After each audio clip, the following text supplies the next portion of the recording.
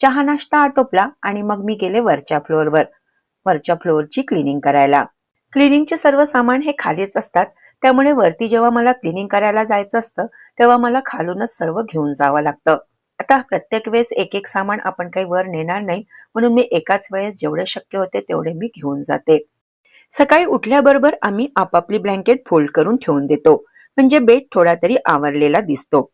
मग खालचे काम आवरून आरामात वर येऊन बेडरूम क्लीन करून घेते. आज बेडशीट काही चेंज करायची नव्हती, फक्त बेडशीट झटकून स्वच्छ करून घ्यायची होती. बेडशीट मी 15 दिवसातून एकदा चेंज करते, कारण की दिवसभर तसा काही आम्ही ह्या बेडरूम यूज करत नाही. 2 दिवसाआधीच मी बेडशीट चेंज केल्या होत्या. थंडीच्या पांघरायच्या ब्लँकेट्स वगैरे पण भरपूर बाहेर निघतात. प्रत्येक वेळेस त्याला आपण कबर्डमध्ये ठेवायच्या, परत बाहेर काढायच्या. त्यापेक्षा मी सर्व ब्लँकेट्स बेडवरच व्यवस्थित ऑर्गनाइज करून ठेवून देते. एक ब्लँकेट मी पायाशी छानपैकी ठेवते आणि बाकी छोट्या ब्लँकेट असतात त्यांना उशाखाली ठेवून देते. चादरीला व्यवस्थित फोल्ड करून कुशन सारखं बेडवर लावून देते, म्हणजे बेड छान ऑर्गनाइज दिसतो.